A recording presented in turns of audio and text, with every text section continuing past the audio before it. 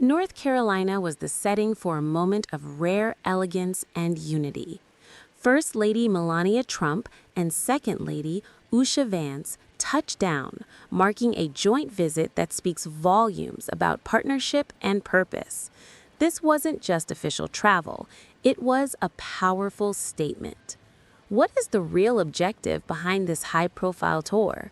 Let's take a closer look.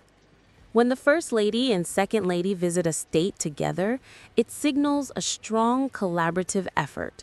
The joint appearance of Melania Trump and Usha Vance underscores a commitment to shared goals, reinforcing a message of collaboration across their roles.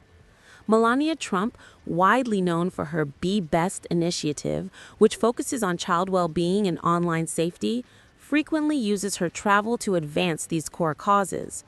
It is expected that this North Carolina trip will involve engagements with local educators, youth leaders, or programs dedicated to her platform. Second Lady Usha Vance often champions community welfare, and her presence alongside the First Lady reinforces the administration's broader commitment to outreach. Their dual presence serves as an acknowledgement to the people of North Carolina that their state's contributions are valued at the highest level. These high-profile visits typically offer a crucial opportunity to connect with military families and local charities, the quiet efforts that often remain out of the major headlines.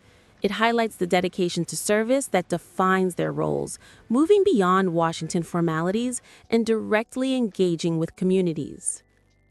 As First Lady Melania Trump and Second Lady Usha Vance proceed with their engagements, this visit is a powerful reminder that their responsibilities extend across the entire nation.